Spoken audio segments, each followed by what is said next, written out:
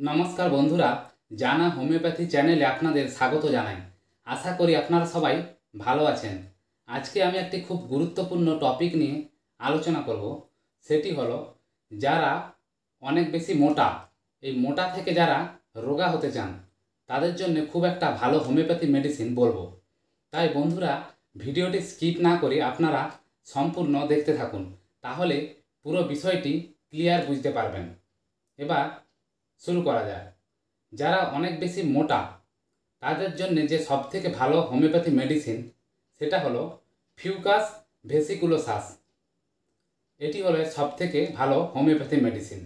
এছাড়া এই ফিউকাস ভেসিকুলোসাসের এই যে মেডিসিনটি আর কিসে কিসে ইউজ করতে পারবেন। যারা মোটা তারা এই ওষুধটি খেতে পারেন। আস্তে আস্তে দেখবেন আস্তে আস্তে রোগা হয়ে যাবেন। আস্তে আস্তে মানে রোগা নয়, ঠিক স্বাভাবিক আপনার যে চেহারা সেটা হয়ে যাবে। এর পাশাপাশি আর কিসে কিসে কাজ হবে না, আপনার যদি পেট ফাঁপা রোগ থাকে, হজম ঠিকঠাক হয় না, তার জন্য এই ওষুধটি খুব ভালো। এছাড়া আপনার যদি কোষ্ঠকাঠিন্যের সমস্যা থাকে, অর্থাৎ যদি আপনার পায়খানা শক্ত হয়, সেক্ষেত্রেও এই ওষুধটি খুব ভালো কাজ করে। এছাড়া যাদের থাইরয়েডের প্রবলেম, এটি থাইরয়েডের সমস্যাও দূর করতে সাহায্য করে এই মেডিসিন। যাদের মাথার যন্ত্রণা, বিশেষত কপালের সামনে হয়, খুব তীব্র যন্ত্রণা যাদের হয়, তাদের জন্য এই ওষুধটি খুবই ভালো। এছাড়া বিশেষত যেসব মহিলাদের মাসিক হয়ে থাকে, ওই মাসিকের সময় এটি ওদের শ্বাস প্রশ্বাসে উন্নতি করে, শ্বাস প্রশ্বাস নিতে সুবিধা হয় এই মাসিকের সময়।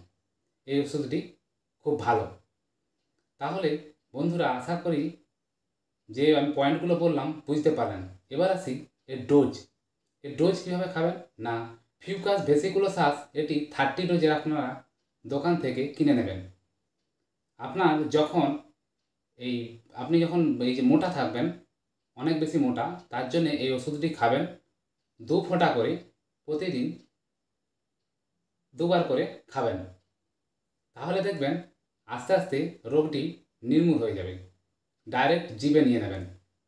এইভাবে কয়েকদিন খেতে থাকবেন, আস্তে আস্তে যখন রোগটি আস্তে আস্তে নির্মূল হয়ে যাবে তখন পুরোপুরি বন্ধ করে দেবেন। আশা করি বন্ধুরা ভিডিওটি বুঝতে পারলেন।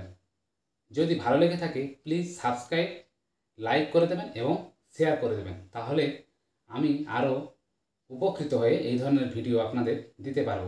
এবং আপনারা কী ধরনের ভিডিও চান তাহলে আমাকে কমেন্টে জানাবেন, তাহলে আমি সেইভাবে ভিডিও দেওয়ার চেষ্টা করব। ধন্যবাদ বন্ধুরা।